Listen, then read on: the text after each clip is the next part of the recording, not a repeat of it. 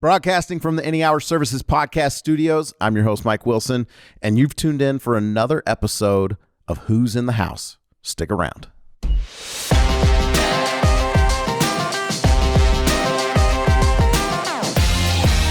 Who's in the House is a series, a part of our In the House podcast, where we talk to the men and women that keep the systems in our homes running, the tradespeople that do the electrical, plumbing, heating, and air conditioning. This week, or today, I don't know, are we saying this week? I guess this week, because we're doing them weekly. Doesn't matter. Right now, I've got Mike Matthys, HVAC technician at Any Hour Services. Mike, how you doing? Doing great. Why don't you introduce yourself for those that are listening? Whatever you want to tell people, but as long as it includes, actually, I think that's the second time I've done this.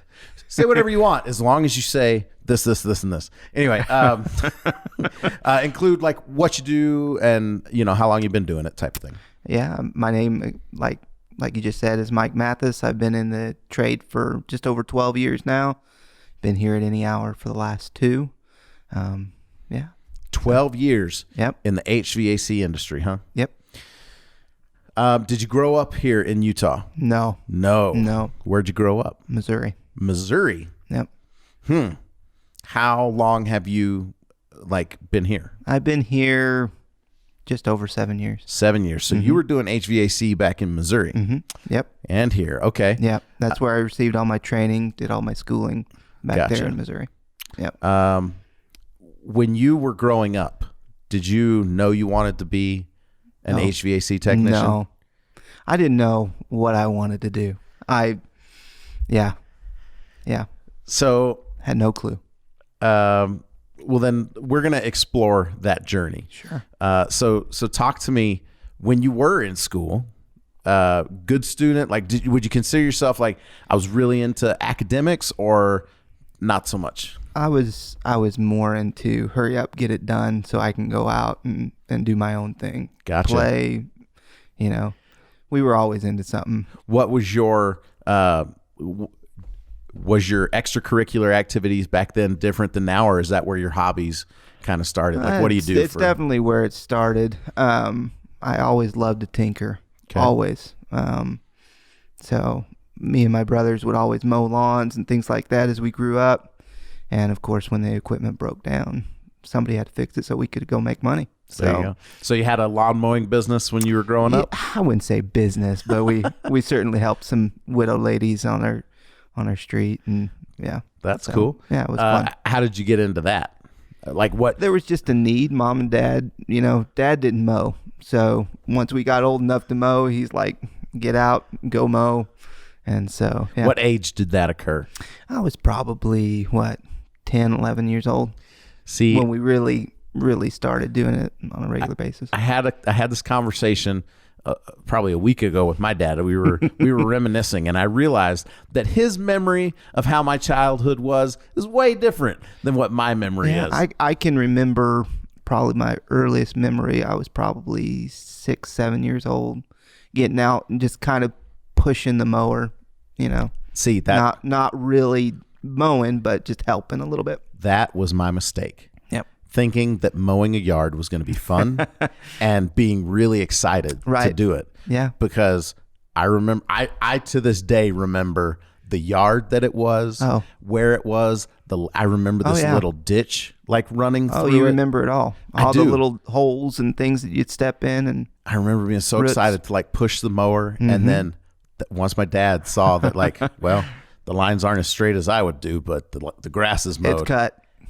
It was game over from then on. Right. I was mowing the yard. Yep. So, but how did it turn into a business for you? Was this your idea? And I know you said don't call it a business, but if you were making money, you made more than I did mowing yards. So where did that evolve? That we were just helping people out, and they'd pay us $10, $15 here, and So you were volunteering. It was more volunteer, and then it turned into a money making opportunity for us to So after start learning to earn money. After the tips were coming and you were like, oh, wait, I got some spending money. Yeah. At what point did you start giving prices out? Oh, gosh. We were probably, 14, 15. Okay. Yeah. Because I think mowing yards and stuff is kind of the like gateway. The gateway, but it's also kind of like the equivalent of like babysitting, like in our neighborhood, like all of the 14, 13, 15-year-old girls are babysitting and stuff. How long did that lawn mowing business continue? Like through high school? Oh yeah. Oh yeah. Yep. We did that, and I worked at a hobby shop, as well. So yeah, that's what I did. So tinkering, I want to hear more about this. Like, did you first realize that you liked tinkering when the first lawnmower broke, or were you always taking things apart and fixing things? I like to try to make things do, whatever it was. I remember one time trying to make a yo-yo, whittling out a yo-yo, things like that. How'd it work? It didn't. I have the scar here still. Really? Oh yeah, it didn't work. And so, but it was fun, trying. And so it was a combination of doing little projects like that, or, having an idea of, I want to make a knife. Let's make a knife, And so I'd find an old saw blade or something and trace it out and take it to the grinder, and that's what I did. Making stuff. Yeah. That's cool. Yeah. So what led you to get a job at the hobby shop? Did you? There was a family that I went to church with, and they offered me a job, just. So it wasn't that you were necessarily into model trains. Oh, no, certainly not. And I never did get into model trains, but I mainly, babysat the store. And when I wasn't doing that, we also did remote control cars and airplanes and things like that. Nice. So I got to work on the engines. Guys would bring on in their broken toys, and I'd fix them. And you'd fix them. Yep. So when you got into did you like cars or airplanes more? Cars more? I never did the airplanes. We didn't have the space, the shop we didn't have a little airstrip or anything like that. So it was mainly the cars. See, my dad was a pilot, and I remember one Christmas he gave me a model, like awesome. It wasn't necessarily RC, because back then, like right before you get to RC, there is a version where you've got a string. Where you got the string. Yep. Yeah. So you're like, all you're doing is like, you're getting yourself dizzy running in a circle until that runs out of gas, and you're making it go up and down. Sure. And so we had to build it, so we built it. Right. And then when it was time to fly, my dad and his pilot buddies wanted to try it out first. Oh, of course. Of course. And they crashed it. So I never got to fly. But eventually, like, we got it working, but it was not. Spinning around in a circle isn't quite as fun as you think. After the 3 or 4 times spinning it, yeah. Then when the prices came down later, when I was like married, I got me one of those styrofoam ones. Yeah. For Christmas, and that's fun. Or actually, my wife did. Okay. And then I went out. It was wintertime. Went out we lived by the high school. Went to the football field. Okay. And actually, I got to take off, and I found myself still spinning around in a circle. Sure. But not quite as the plane. Right. And so anyway, but I was getting ready. I was like, okay, cool. This thing's in the air. And this is how I imagine flying would actually be like. Right. Oh, now I've got to land. And so anyway, I ended up like flying it and not being able to judge how far the announcer stand was and how far the plane was. And so then I crashed into it. And I was like, I don't know that I got the patience for this. It does take a lot of patience, for sure. Yep.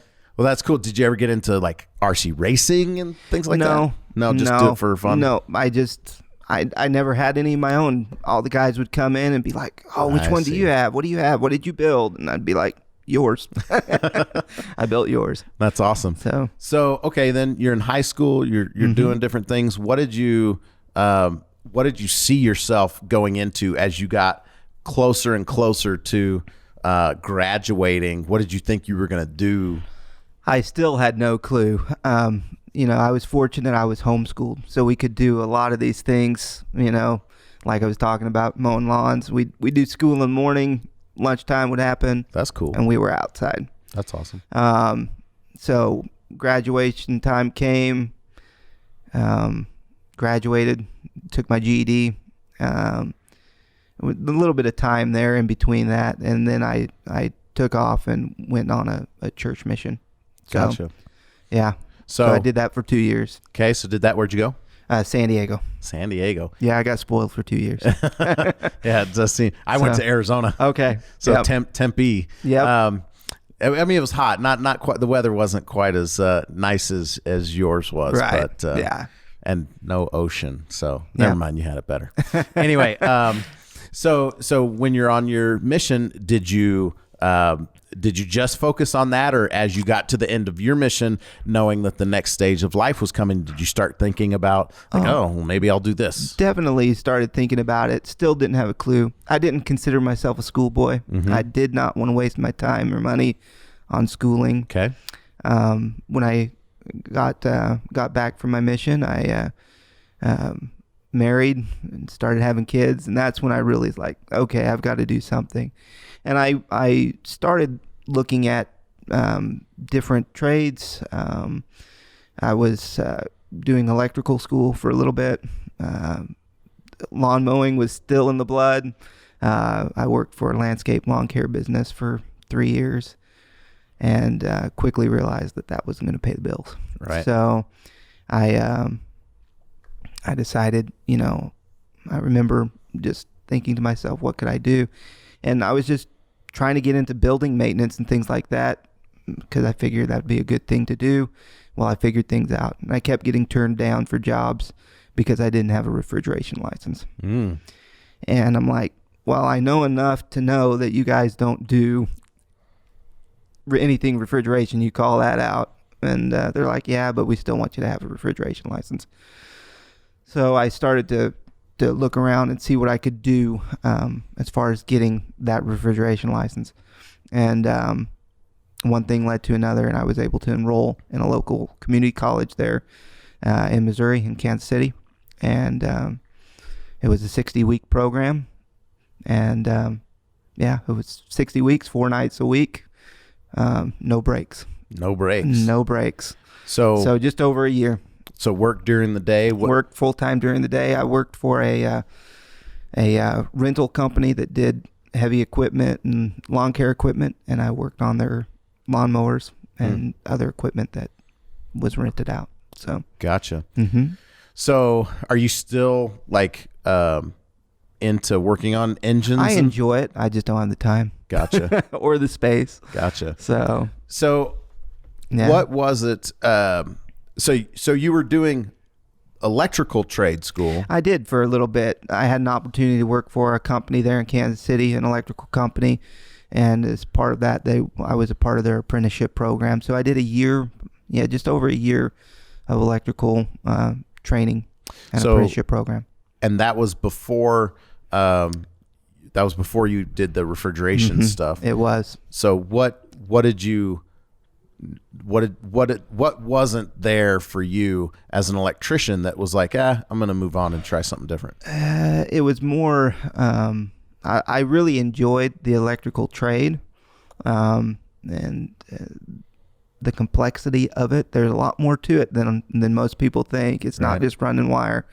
But it just wasn't, the company I was working for wasn't a good fit. Mm-hmm. And so we parted ways, and that's, when I realized, well, maybe I need to try something. And as I started the HVAC schooling, I quickly realized that I had a knack for it. I did well, and I thoroughly enjoyed it.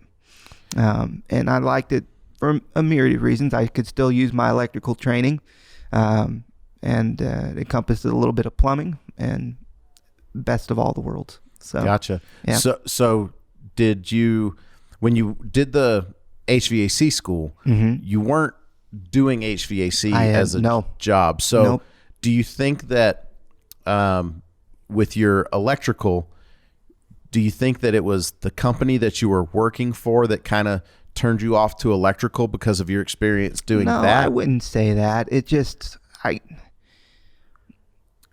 Kansas City is very union. If you're not a part of the union, it's a little bit more difficult. And yeah. And you were or weren't I union? I wasn't. You weren't union and had no desire to go union? I had no desire to go union. And so you felt like they were pressuring you to do that, or? No, not at all. No. It just I figured, so I did the electrical for just over a year. I left that company and I went into landscape lawn care. Something I knew. Sure. Something that I enjoyed. Gotcha. But knowing that wasn't going to be where I would end. So that whole time in between, I was trying to figure things out on where I needed to go, what I wanted to do. And honestly, when I started HVAC school, I didn't know if it was going to last. Sure. So well, I would it was imagine, uncharted territory. For sure. I would imagine like thinking that the trades was the route you were going to go, and then getting into a trade and realizing like, oh, well, that wasn't what I thought. That didn't work out the way I wanted it to. That might make you a little bit more hesitant to go into it It again. did. So, okay, so you're going to school. Yep. And found out that you had a knack. Explain what you mean by you had a knack for it. I think my natural ability to work with my hands, to troubleshoot, to work through something, take something apart, not being scared to take something apart, it really helped. I think some people are kind of timid to do that.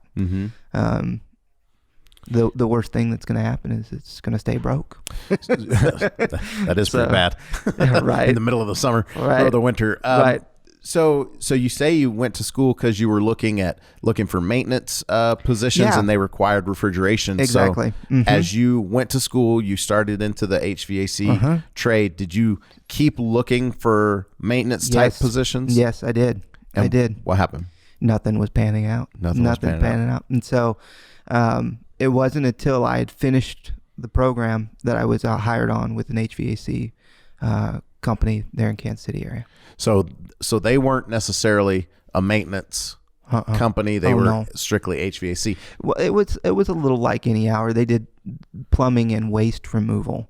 So I had the joy of doing a lot of waste removal when I hired on with them, because they were not like any hour where you were trade specific. You were, going to, stay with it and stay in your trade. And you worked for them. You ran any of the calls that they got. Right. And so I did a lot of waste removal, a lot in septic tanks. So pumping septic tanks and doing things like that. So, yeah. Okay. Digging trenches, lots of trench digging, a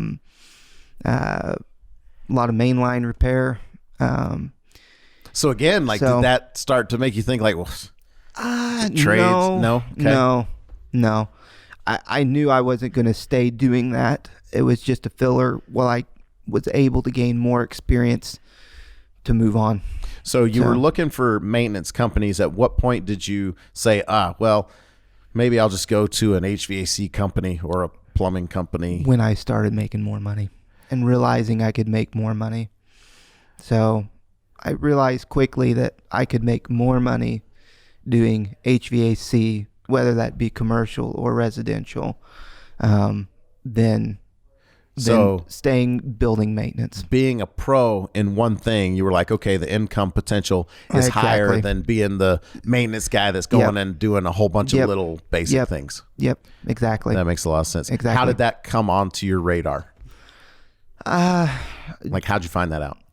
I just, through trial and error, watching, looking at other people, seeing what they were doing, I quickly realized that was the case. Do you have a circle of friends at this point in your life where some of them are in the trades as well? Not at all. Who are you talking? Not at all. Like you don't have friends? Or I'm just kidding.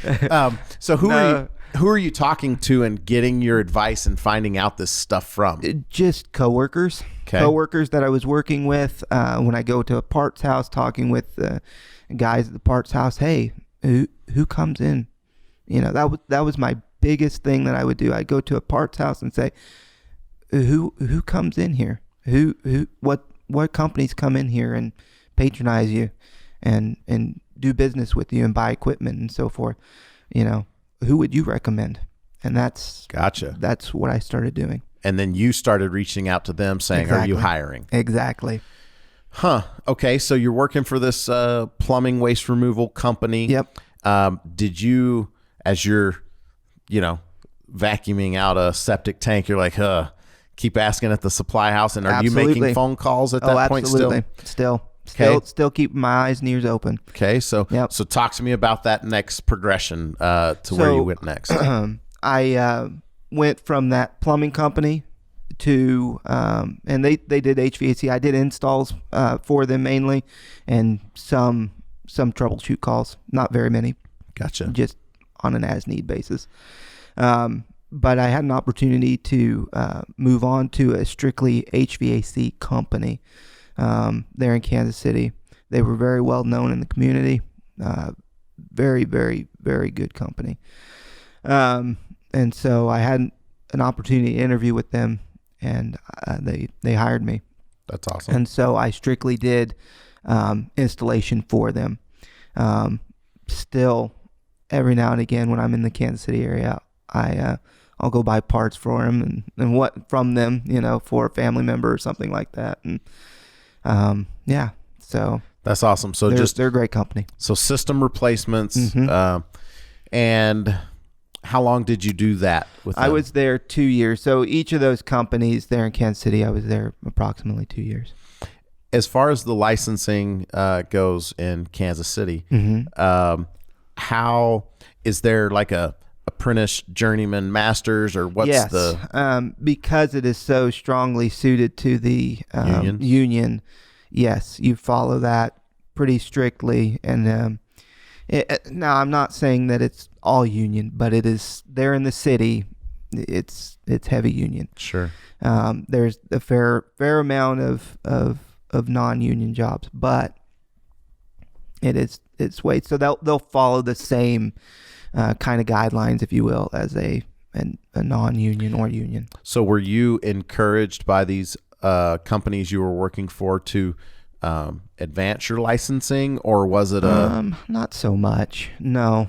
At that time, the NATE certifications and things like that were just becoming a little bit more popular. Before that, it was either your trade school or just kind of grandfathered into the company. So gotcha. Yeah. So you're working for this company doing installs. So did you just strictly install and replacement for 2 years? Yep. Did this particular company have a maintenance and a service department? They did. Mm-hmm. And did you just not want to do that, or did they just see you? They just didn't give me the opportunity. Gotcha. So, and that's the thing with, I guess we'll kind of segue into this. In other companies, you have the slow season, your shoulder seasons.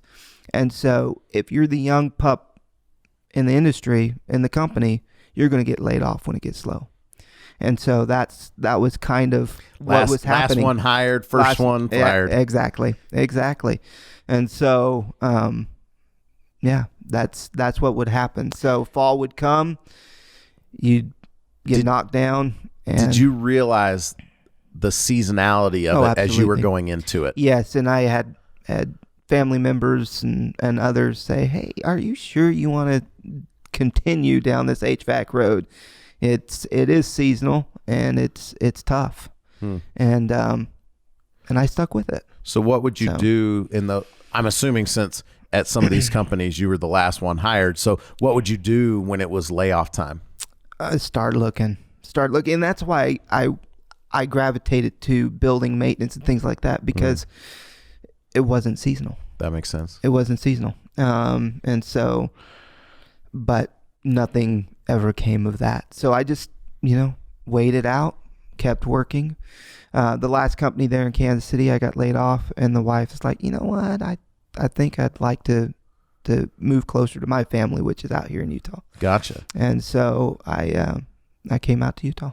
So her family's from here. Her family's from here. How'd you guys meet? Her aunt and I, we knew each other when I was a young boy, in Germany of all places. Really? My dad was in the service. We were stationed in Germany, and he happened to be their bishop. So yeah, that's how we met. And when I came home from my mission, she introduced us. That's really cool. So I wish I could say we were still married, but we're not. Oh. Well, that's okay. Yeah. It's for the best. So with this, did you travel other where all have you lived in the world? Germany. We were there from the time I was born until I was almost 8 years old. Really? Yep. So does that, I'm fuzzy on like the military rules. Okay. Like, does that make you a German citizen and an American citizen? I was born here in the States. I was born in Kansas. Okay. Dad was stationed there at Leavenworth. I got you. And that's where I was born. I have a twin brother, identical. Really? Yep. That's awesome. Yep. Actually, I don't know. I've never been a twin. Maybe it's not awesome. It is awesome. It is. It's fun. It's like, did you feel like you always had like a best friend growing Absolutely. up? Or that's Absolutely. awesome. Okay, so Germany, any Yep. other cool Alabama. places? Alabama. That's where Dad retired. That Nice. was his last duty station. And then we ended up back in Missouri. Gotcha. So, Okay. where him and Mom are from. So, all right. So you're getting ready to move out to Utah 7 years ago. Yep. Before you make the move, are you looking for places to work? Yep. I'd been hired. You lined up a job. Yep. I'd already lined up a job. Yep. So with an HVAC company here in town? Yep. Okay. Out of Spanish Fork. Out of Spanish Fork. So you go and you work with them. Yep. Talk to me about how that was. They had a service contract with the LDS Church. Okay. So it was all LDS Church buildings, which here in Utah there is a ton. Sure. So I figured they'd had work to keep me busy. Growing up in the South, I grew up in the South. Right. But like growing up in the South, you see like there's parts of towns where there's like a church on every corner. And then a bar on the other. Exactly. But they're different churches. Oh, absolutely. Here, you got a church on every corner, it's and LDS. instead of the bar, it's another Yep. church. Yep. And then they're all LDS churches. Yes. Yes. Oh, man. So it's So unique job that way. security that Yeah, way. and that's what I was figuring. I did quite a bit of volunteer work for the church there in Missouri, and one of the things that they asked me to do was take care of their LDS temple there in Kansas City. That's cool. And so that's what I'd do. I'd come home from work, hang up the clothes, take a quick shower, and go there and work. That's another awesome. 4 to 5 hours every evening. Huh. Well, I shouldn't say every evening, but it Sure. was quite frequent. Gotcha. So, yeah. Okay, so you're working for this company here, doing maintenance contracts for the church. Yep. Talk to me about, like, was there seasonality with it as well? Yes, there was. And the hard part with that, I only worked with them for a few months. They were trying to get the buildings up to code.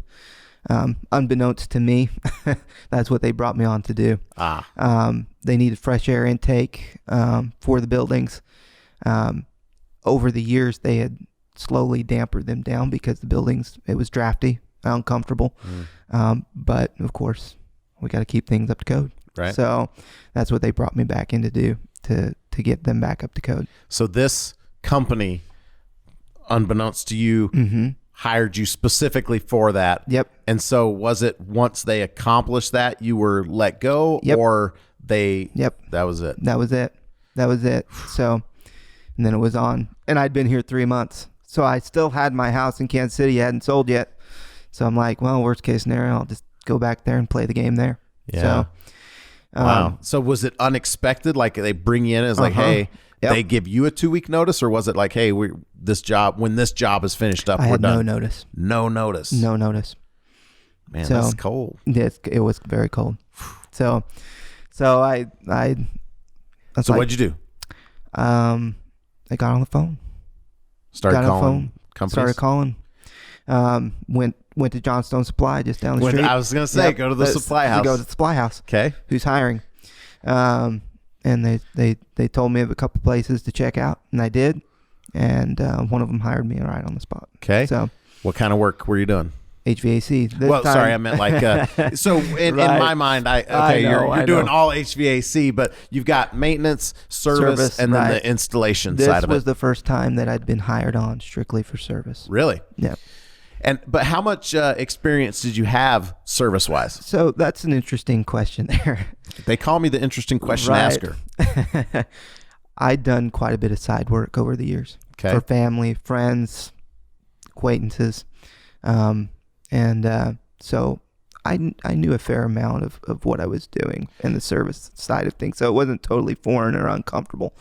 Did you So- like the service, like the that troubleshooting, puzzling, figure things Exactly. outside of it Exactly. better than? So when they offered me the position of service instead of install, it caught me off guard because all I knew was installation. Gotcha. And that's what I felt I was good at. But here I had the opportunity to dip my toes in the service world, and I ran with it. That's cool. How'd you like it? I loved it. Yeah. Loved it. How you say it caught you off guard because you felt like installation is what you were air quotes good at. Right. But did you find quickly that you were just as good at service, or did you feel like, okay, there's a little bit of a learning curve? There was certainly a learning curve, a little bit different mindset, but I enjoyed it. I enjoyed that troubleshoot. I enjoyed that not staying at one place for a day or a week or whatever the case might be. Being in this industry and doing what we do, you get to meet the coolest people.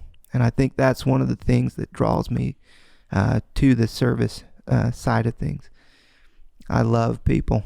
I love meeting people and serving them and getting to know them. And you learn a lot about an individual real quick when you're in their home. And I enjoy it. Cool. So you're doing service work for this for this company. Yep. How long were you there? I was there 3 years. 3 years. Doing service work, was there seasonality there? Very much so. Really? Oh, yeah. Tell me what that looked like. Obviously, the busy season is the summer. Okay. Spring and fall, hit and miss. You'd be lucky to get 20, 30 hours in the shoulder season. But then you work like a dog during the summer. You'd be working 60, 70 hours plus. So was it an expectation that you had kind of conditioned yourself for and your family for, that like, hey, you're not really going to see me that much in the summer, Correct. But hey, I'll make up for it in the shoulder season. Yep. And that was always the goal, to make enough money through the summer to last through the 2 shoulder seasons, and you'd be fine. Did it ever work? No. No. We get a little bit of that money, and our spending has a way of ticking up a little bit too. And then you're playing catch up from the debt you incur. That's exactly what happened. You're playing catch up, and you're wondering, okay, can I make this work? Are we going to make it to summer? And then summer comes, you're paying that debt off and trying to make it work. That can be hard on a relationship, man. Extremely. Gotcha. So, okay. So you'd have, and man, here in Utah, you've got some winter months, and it feels like I guess when you're in the middle of the summer, it's like, oh, when's the summer going to stop? Exactly. But when you're in the heat of it, it's like, oh, can I do it? But when you think about it, like, there's not that much hot weather. Nope. Was the winter a peak season for you guys, or not as much? Not as much, no. Not as much. Nope. So you'd work a lot of hours in the summer, not that many hours in the shoulder season. Correct. A few more hours in the winter, maybe? Oh, sure. But nothing like summer. Gotcha. Okay, so how did the company that was hiring you on like address that in the beginning and be like, hey, you know that this is the way it is, right? Right. Or are they still in selling mode? Like, oh, they're no, still we're in awesome selling here. mode. They're still in selling mode. They talk a good game, and they want you to hire on. They need you. They need that body there to fill that position when it's busy. Because for them, they're trying to collect as much money in the summer to get through the slow time as well. Yes. Gotcha. Yep. So, yep. What do those things sound like when they're trying to bring you on, where they'll say this to try and get you to come on, but maybe it doesn't quite live up to that, the reality of it? You know what I mean? Right. By this time, I kind of knew. You knew the game? I knew the game. And so it wasn't quite a surprise, as much of a surprise, I should say.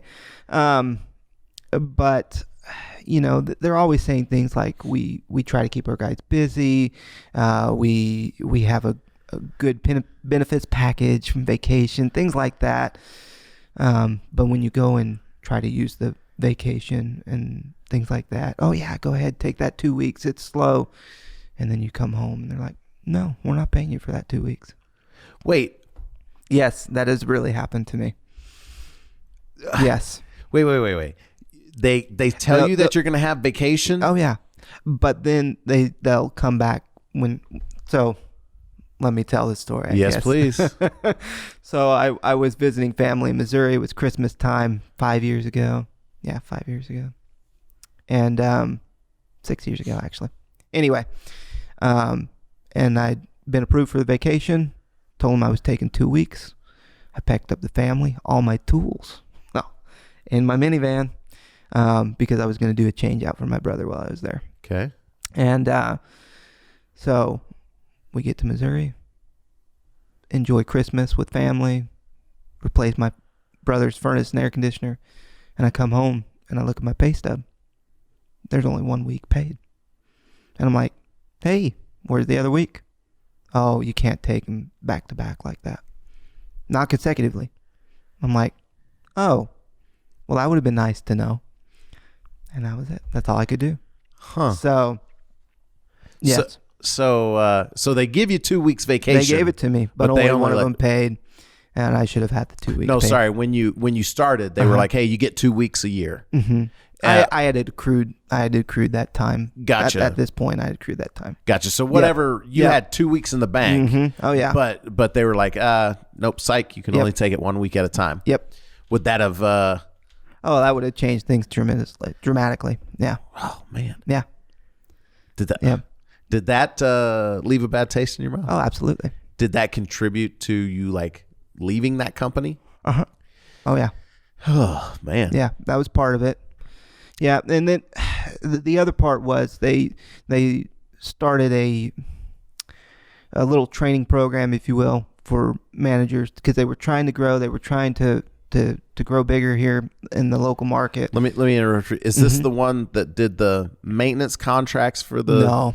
So this was the second company. This is the second company that you were doing installations for. Okay. Mm-hmm. And so they're like, well, let's start a training program for managers because we're wanting to grow. We're going to need some managers in the install and service department, and so we'd go to weekly trainings for management, and so that went on for some time, and then I'd get passed up. Somebody else would get hired on. They'd hire them, and this company was really well known for hiring outside the company and not from within. And so kind of the straw that broke the camel's back was they hired a manager that had no HVAC experience. And I'm like, that left a really bad taste in my mouth. And then there was a few things that transpired, and they let me go. And so I'm like, well, they're lost, I guess, it's what I was thinking. And then come to find out, a week after she let me go, she quit herself. The manager quit herself. So the manager that was brought in from the outside? Yes. Yep. Interesting. Yeah, it left a bitter taste in my mouth for sure. And then I hired on with another local company, and with the intention of being their service manager. And So wait just a second. Let me make sure I'm connecting the dots. So you were working for a company doing installation, and then after that one, you took a job doing service. Is that the company that you took on and you were going to be the service manager? I was training to be the service manager there.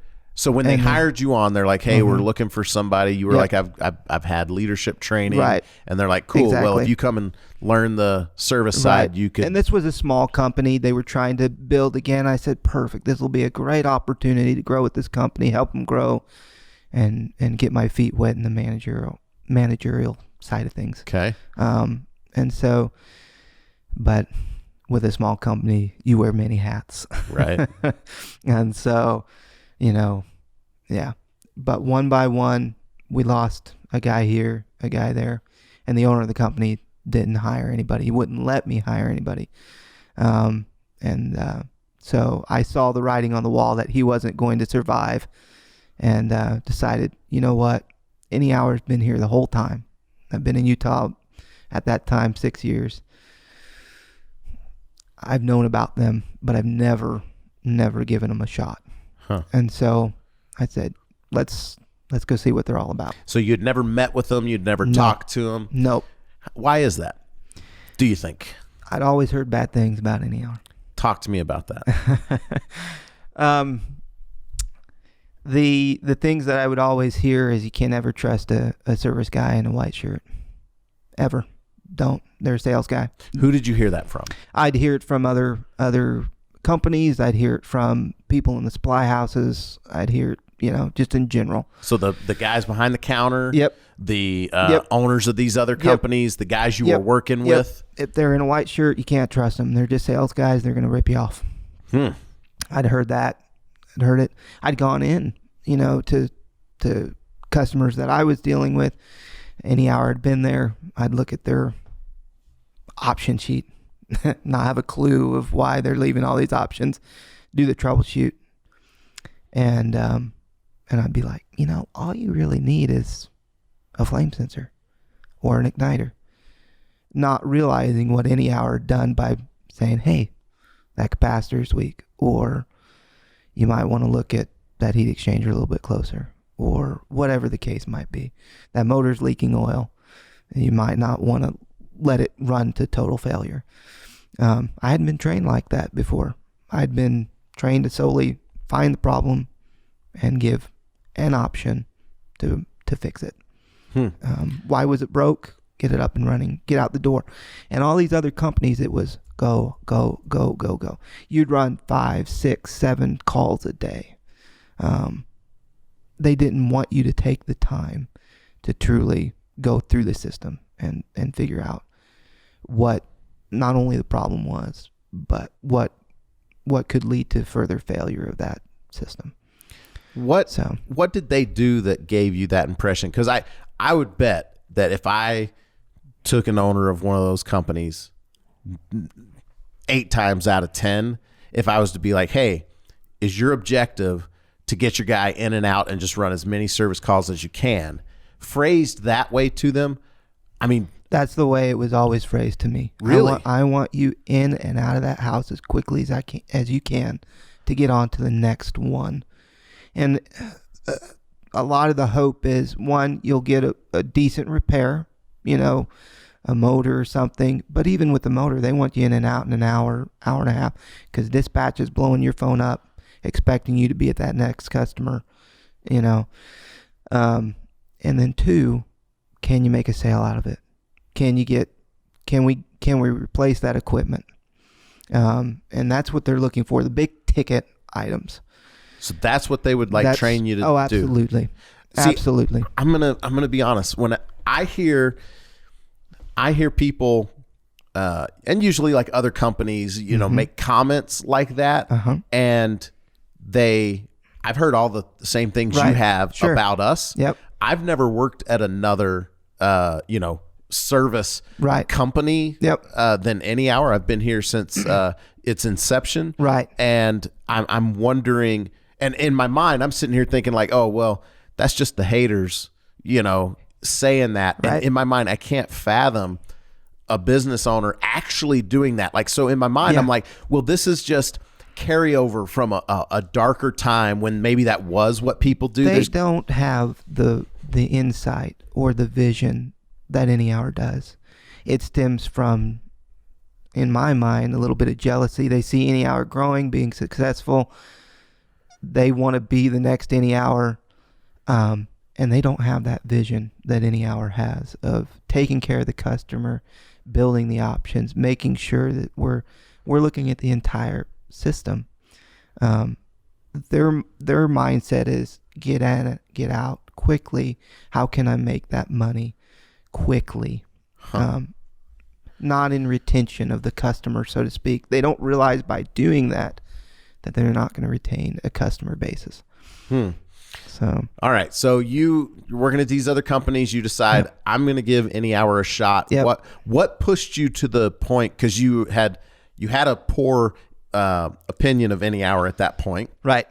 Just from what you had heard. Oh, absolutely. So, what was it that made you say, you know what, I'm going to have to go see for myself? Right.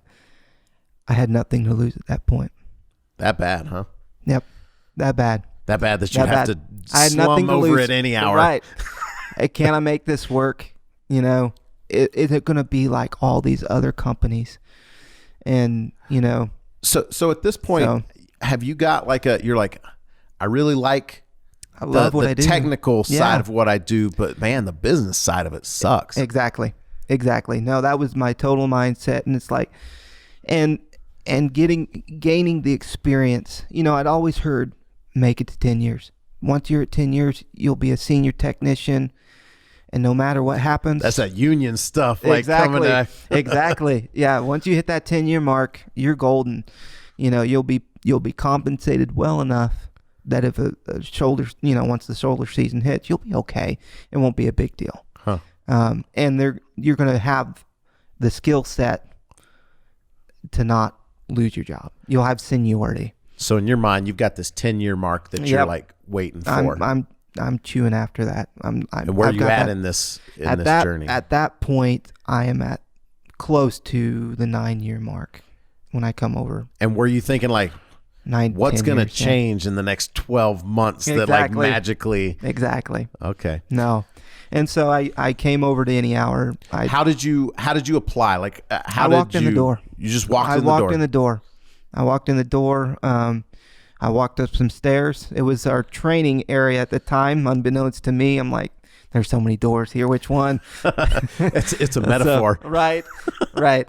And so I walked in. I want to say at that time, our supervisor department, our sales department was up that flight of stairs. And I knocked on the door and they answered. And I said, hey, where do I apply? And they're like, oh, go down 4 more doors or whatever it was. So literally, like you didn't talk to anyone first. You just stopped by, I walked in a door, and said, hey, how do I apply? Yep, exactly. That's awesome. Exactly. So good for you. Yeah. So okay, so you apply. Yep. And I'm sure after you described like the things that people say, you know, I'm sure you probably heard some of those similar things. We try and keep our guys busy. We do this, we do that. Oh, yeah. So at this point, is your guard still a little bit up? Oh, absolutely. Okay. Absolutely, it is up. Did anything sound different or feel different in that initial interview process, or was it like... Absolutely. Tell me about that. So I met with Dustin, our recruiter. Okay. We sat down, we talked. He asked me a little bit about my experience, where I'd been, what my goals were, things like that. And, you know, and of course I told him. And we kind of left it there, you know, with just that initial meet and greet kind of scenario. And he asked if I'd be willing to come back the next day for their interviewing. And I said, sure, I can make that work. Was this the slow season? It was. Okay. It was December. It was slow. So I had time. Okay. And so that following morning I came in and I was sitting there waiting, and the owner of the other company calls me. I'm like, I wonder what he wants. And he said, are you at Any Hour? I'm like, I don't know how you would know, but yes, I'm at Any Hour. Did you say, I don't know how you would know? Okay. Oh, yeah. I said, I don't know how you know I'm here. It's my personal time. I'm in my personal vehicle, you know, not on company time. And he's like, you're fired. And he let me go. Did he ever tell you how he knew you were there? Mm-mm. To this day, I don't quite know. I've got some suspicions. I had a company phone, and I'm thinking maybe he was able to track me through that phone. Interesting. You know, through GPS. So straight up, just like... Yep. He said, I will be picking your van up in an hour. Wow. So... Interesting. Yeah. So there's another salty experience. So when I was going through the interview process here at Any Hour, I'm like, I have nothing to lose. So, and yeah, so I went through the interview process. I met with Richard, and then Jeremy. But what I found interesting was they had you do this funny color code. I'm like, why are we doing a color code? You know, like a personality test. Exactly. And I'm like, why would they spend their time and money and effort on a personality test? But I played the game because I needed a job at this point. Did you tell them that, hey, I just got fired yet? Okay. No, I hadn't said anything. So I didn't want to look that desperate. Gotcha. No, that's good move. I hold my cards back. But no, I had nothing to lose and everything to gain. And, and that's kind of the attitude that I came in with. I truly have nothing to lose, and I've got a family to provide for, and, we're going into the slow season. So we're going to make this work. Okay. So I did. And real quick, yes. Did you come to Any Hour because it was the slow season and you heard that they had work? No, or no? No, I just knew they were a larger company. I never worked for a large company before. Gotcha. And we were slow at this other company that I was at, and I was the last technician. It lost everybody, and he wasn't letting me. So I knew. I shouldn't say I was the last. There was one more, his nephew, the owner's nephew. So he was scared. Right. But I knew it wasn't going to last. So what felt different? You said in that interview process, how was it different? You were about to say, I noticed something. When I spoke with Richard, it was his enthusiasm for the company. All these other places that I'd worked, yeah, they talked a good game, but their heart wasn't in it. Some of them had never been technicians. Some of them, they'd been technicians, and the next step was company ownership, things like that, starting their own, trying to make it work. But their heart really wasn't in it. And then I talked to Jeremy, and just the sincerity. And then when I met with Troy and Richard together, the benefits package that they offered, I couldn't believe it. Really? I couldn't believe the benefits package, the vacation, the health insurance, the 401k, everything. And then they looked at me and said, "You're an 8 certified, right?" I'm like, yes, sir, I am. And they're like, "Well, we can get you some more vacation time." And yeah, I'm like, that sounds great. And so things I'd never had, because insurance packages and things like that were too expensive. These other companies couldn't offer a benefits package, or if they did, it was so expensive you couldn't afford it. So they would say that they offered benefits and all of that stuff, but they were actually just selling you a product. Oh, absolutely. So man, that's tricky. Yep. Yeah. So way to go, tricky guys. Absolutely. They'd throw that line out and try to reel you in and get you through the busy season, and then we'll see what happens. Blows my mind people are doing that. Oh yeah. And it happens everywhere, all over the nation, and unless you have tenure, it's maybe hard. That's why they say you just want to go for 10 years. 10 years. Maybe we misunderstood all this time, and they were actually just saying tenure. Yeah. Right. Once you get tenure, like 10 years, that's all I need. Right. Well, and you would see on if you go like on Indeed or anything like that, you would see, them asking 10 years, 10 years, 10 years, 10 years plus, things like that. And you're like, well, how am I going to get to 10 years when they keep laying me off? Huh. So, yeah. All right. So, at this point, they're saying all kinds of things to you. Mm-hmm. Guard still up a little bit? Sure. Okay. Sure. So, but you accept? I accept. Eventually? Accept. Yep. I accept the offer and I come to work. Okay. So let's talk about where the rubber meets the road here. Rubber meets the road. So how has Any Hour let you down? I'm just kidding. They haven't. Not at all. And that's the beautiful thing about Any Hour. They truly deliver what they say they're going to. Everything that they've offered me, it's been a godsend. Really? Absolutely. Let's start first with like a continuing thing. So the nice thing, when Any Hour brings you in, I knew what I was doing. They knew I knew what I was doing, but they wanted to make sure that I was comfortable. I wouldn't say the Any Hour way, because I think that would turn some people off. Oh, the Any Hour way. It goes back to the white shirts and things like that. Well, they had to brainwash you, right, and teach you that all you're doing, teach you all those sales tricks, and tips. Now that I'm in a white shirt, absolutely, right. Which is totally totally false. Okay. But I was able to ride around with Mark Rich, one of the trainers at the time. Great trainer. And we rode around for several weeks while I got familiar with the invoicing and processing of how to run the calls and deal with dispatching and things like that. So once I felt comfortable with that, they put me in a van and off I was going on my own. And it felt great. And that's what I love about NER. They have such trust in their technicians, and they're never hounding you. And that was the main difference that I noticed right off the bat. We'd get to a call, we'd troubleshoot it, we'd look at the entire system. We'd have the time to really go through, make recommendations. Or dispatching never bugged us. Really? Ever. And that was the first huge thing. I'm like, when's dispatch going to call? When are they going to bug us that, hey, you need to be moving on to the next one? And that never happens. Never happens. Yes, they'll check in every now and again. How are you doing? Things like that.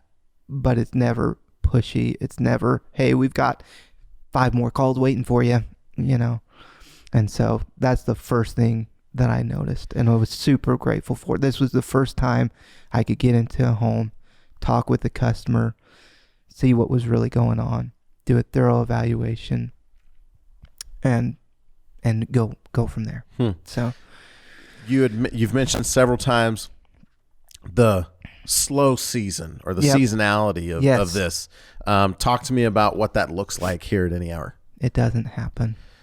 People aren't going to believe you. Like what do you mean it doesn't happen? You still get your hours. We have built. Are they just paying you to sit at home? Not paying to sit at home. I'm not sitting at home.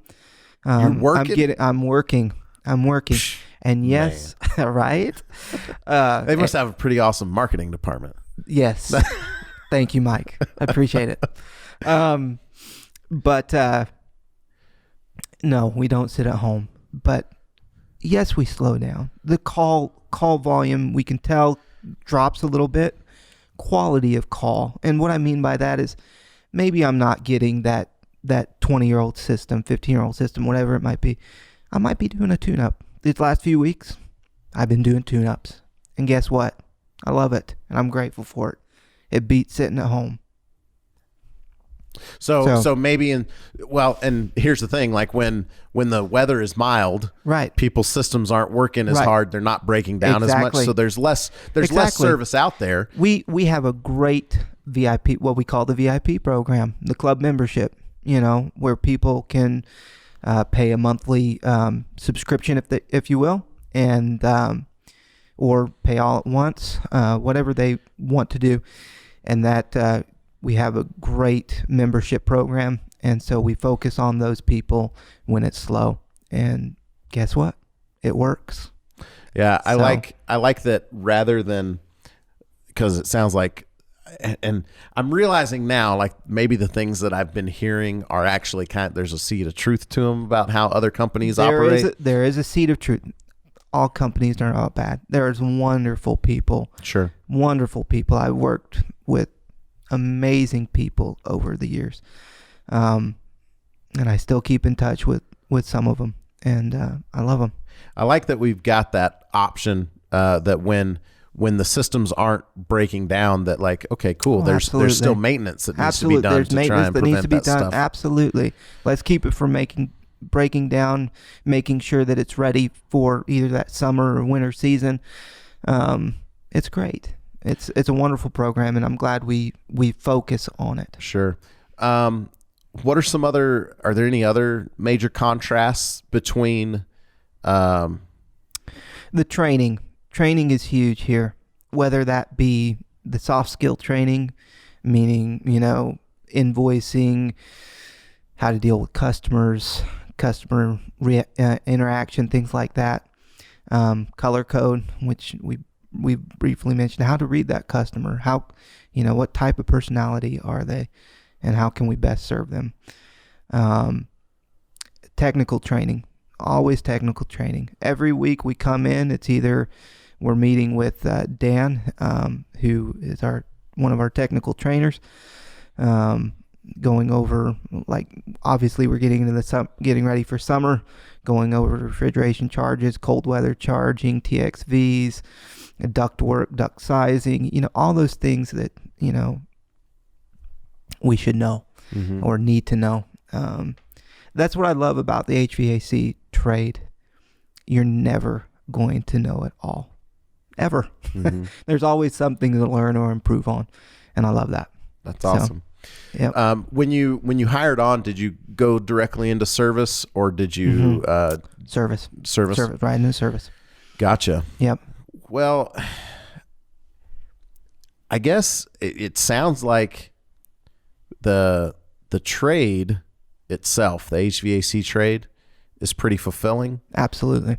But I'm gonna say I could probably guess, but I'm gonna let you say in your own words. Like, how important is it that you find a company, the right fit of company? It's huge. It is huge. It's everything. I think a lot of people have good intentions, and they start out in trades and they love what they're doing, but the company that they're working with isn't a good fit. So it's everything. Finding the right company, making sure that you're well grounded, well taken care of, appreciated, is huge. So, what would you say to someone that, like your younger self, that is, not quite sure what they want to go do as a career? Would you encourage them to explore the trades? Like, what would you say to them about getting into the trades? I would say be patient. Run with it. Go with it. Be patient. Talk to me about patience, because I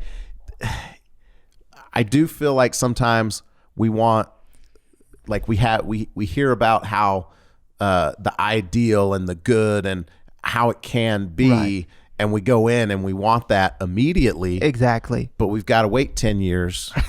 Now, tell me about that patience and what that looks like. Sometimes you do have to wait. That position isn't going to open up. That opportunity isn't going to come to you right away. You have to work with, you have to work for it, I guess is what I'm trying to say.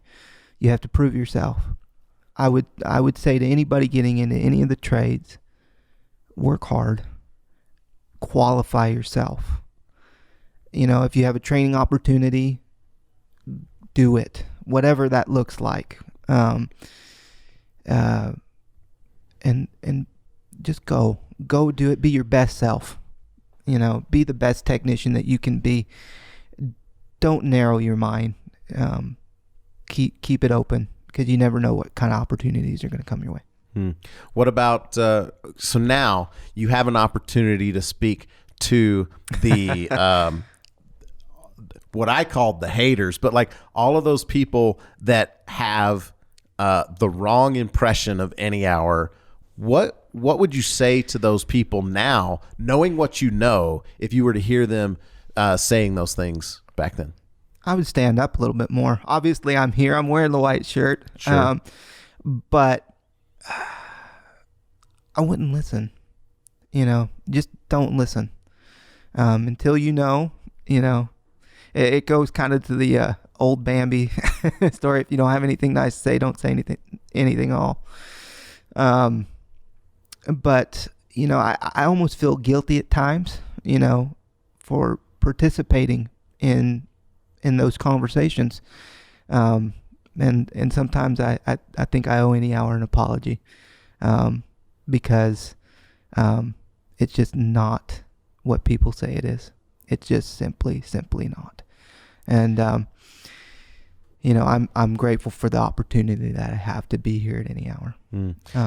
It's funny that and I don't know why this is, and I don't know if it's like people that the expectations that we have or the standards that we have put people outside of their comfort zone. But the things that I hear people say are like, you've got that side that you were talking about that the technicians and things say, but I don't hear that from the customer side. No. We've got almost 11,000 Google reviews with a 4.8 rating. Like if it was the way that everyone was saying, there's no way that like it would exist that way online.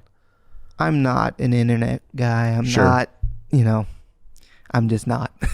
So I never got on the internet to look at reviews or anything like that.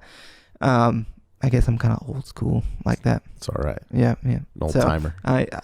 Yeah. Anyway, but, it's get online, do your research. You're exactly right, Mike. We have a wonderful customer base. We do have the reviews. I can truly say, as I look at all my fellow coworkers, that all of them are wonderful. All of them are trying. All of them are improving. We have the best group of technicians out there, bar none. And you've got the experience. You've been to several places. Yeah. Yep. Well, actually, let me, two things. What's your favorite part about the HVAC industry? Customers. Really? I love the customers. Meeting people. Like I said earlier, I've met some of the sweetest people. And when I'm having a bad day and I roll up and I get out of the van and I knock on the door, guess what? Odds are they're having a bad day too. And so it's wonderful. It's wonderful to meet people and to experience it. Do you have a favorite aspect of any hour? When you say that, what do you mean? The company. Just in general? Yeah. Well, I mean, your experience with any hour is going to be very heavily HVAC focused, but sure. What do you have a certain area that I like better than another? No. I'm not saying do you like the dispatch department more than other, but like the same like what's your favorite thing about any hour or the culture or the whatever? The trust that they put in the technicians. They truly stand behind you. So they train you on what they think is the right way to do it, and then they let you go out there and do your job. They let you be you. And that's what I love. When I'm in my any hour van, I often think to myself, am I being a good representative of any hour? I represent any hour. That customer in front of me, they may not have any other experience with any hour but with me. And I need to treat them right. And I need to treat them the way they should be, And so I think to myself, as big as any hour is and they're getting, I'm any hour. And I need to be the best that I can be. That's awesome. So, well, Mike, I really appreciate you taking your time out of your day and doing this podcast with us. Yep. Before you go, we have a segment. Yep. You might be aware of. I am aware. All right. So this is Don't Judge Me. I'm going to give you some either ors. Just answer. Don't worry about the judgment. Everyone was judging everything up until this point. Not from here on out. Sounds good. Okay. Spicy or mild? Spicy. Water or soda? I love soda, but I should drink water. We all know that, right? Country or pop? Country. I like all music. Yeah, I was gonna say I could feel that inner battle there. Yeah, I like music generally. Summer or winter? Summer. Cats or dogs? Dogs, definitely dogs. Sweet or spicy? Spicy. Football or basketball? Football, for sure. Indoor or outdoor? Outdoor. TV or movies? Movies. The Bachelor or The Bachelorette? Neither. I get that sometimes as an answer. Baths or showers? Showers. Pedicure or manicure? I've never had either, so I guess pedicure. Or pedicure would be feet, I guess. So manicure. You'd rather have a manicure? Sure. People messing with my feet, I don't know. It'd be kind of awkward. Awkward. Okay. Yeah, I don't know. Flowers or chocolate? Chocolate. Pizza or burgers? Pizza. Pineapple on pizza? No. What? I know. I'm not personally a fan. To each their own. Okay, so you're not like a I am a meat lover's individual. So pile on the... I would submit to you that delicious, salty, savory meat we go good with is pineapple. Enhanced by mixing in a little pineapple. I've eaten it. It's just not my favorite. Not your thing. Mm-mm. All right. Well, I guess you couldn't be the perfect podcast guest, I guess. Well, it had to be something. Who is? No, you're great. Anyway, thanks so much for being here. You're very welcome. Thanks for tuning in. Thanks for listening. We'll be back next Tuesday with another episode of In the House, and probably next Thursday with another episode of Who's in the House. If you'd like to know more about Any Hour Services, visit anyhourservices.com. I've been your host, Mike Wilsoning. Did you hear that? I heard it. I've been your host, Mike Wilsoning. Hey. I've been your host, Mike Wilson, and you've been listening. I just decided to shorten it. Anyway, see ya.